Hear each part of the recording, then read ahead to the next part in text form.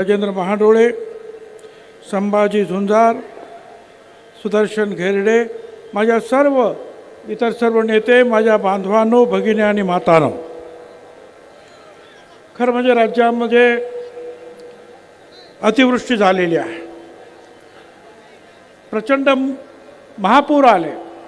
असं असताना सुद्धा तुम्ही सगळे इथे आलात ओबीसीची वज्रमूठ दाखवण्यासाठी. त्यासाठी आपल्याला लाख लाख धन्यवाद. मित्रांनो, दिवाळी तर आली. दिवाळीतला सगळ्यांना शुभेच्छा. पण कशा देऊ मी शुभेच्छा? 15 आमच्या ओबीसीचे आमचे लोक त्यांनी आत्महत्या केली का? तर आमच्या ओबीसीचं आरक्षण संपलं म्हणून. कशी दिवाळी साजरी करायची आम्ही?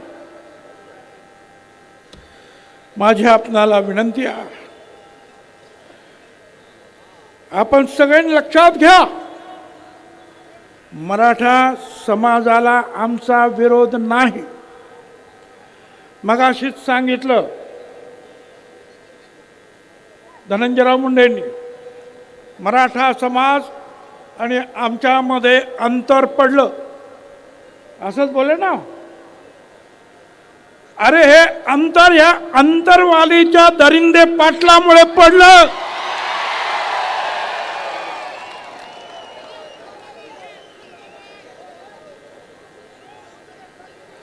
मराठा समाजाला वारंवार आम्ही वेगळ्या आरक्षणासाठी पाठिंबा दिला. मराठा समाजाचे 58 मोर्चे निघाले. गुजरातमध्ये निघाले पाटीदार पटेल, पुढे राजस्थानात गुर्जर, हरियाणामध्ये जाट मोर्चे निघाले की आम्हाला सुद्धा आरक्षण पाहिजे.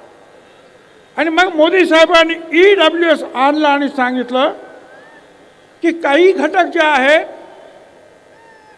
ते शिक्षणात कदाचित मागे आहेत, आर्थिक दृष्टीने मागे आहेत, पण सामाजिक दृष्टीने मागे नाहीत, म्हणून त्यांना रिझर्वेशनमध्ये जागा देता येत नाही.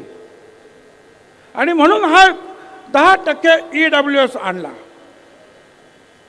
मगाशी ज्यांनी सांगितलं आमच्या सगळ्या एका EWS मध्ये 10 मध्ये 8 मराठा समाजाचे लोक निवडून आले होते.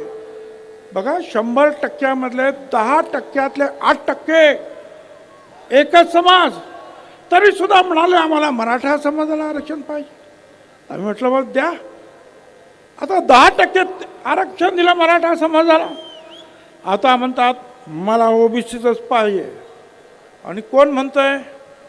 ज्याचा काही अभ्यास नाही, ज्याला आरक्षण कशात? अरे आरक्षण सामाजिक दृष्ट्या जे मागास आहे त्यांच्यासाठी आरक्षण आहे.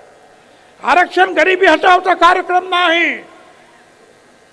आणि माझ्या सगळ्यात तमाम बांधवांना महाराष्ट्रातील मी आपल्या सगळ्यांना सांगू इच्छितो, हिशोब करा.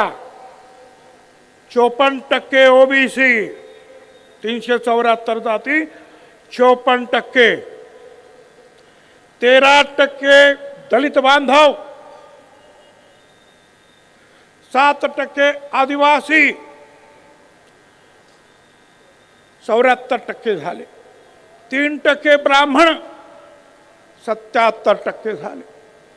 त्याच्यानंतर मुस्लिम, आणि मग जे शिल्लक राहतात ते किती ते मोजा, ते मराठा समाज.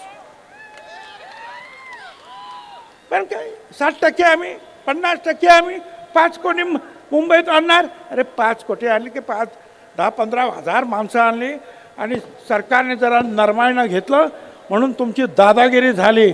जर पोलिसांना सांगितलं असतं ना यांना जरा बरोबर कामाला लावा, तर 1 रात्र थांबायला पाहिजे होतं. 1 रात्र. सगळा रस्ता तर पोलिसांनी मुंबईच्या साफ करून टाकला होता. आणि हे कोण होते हो? मराठा समाजाचे लोक नाहीत, मराठा समाजाला विरोध नाहीत.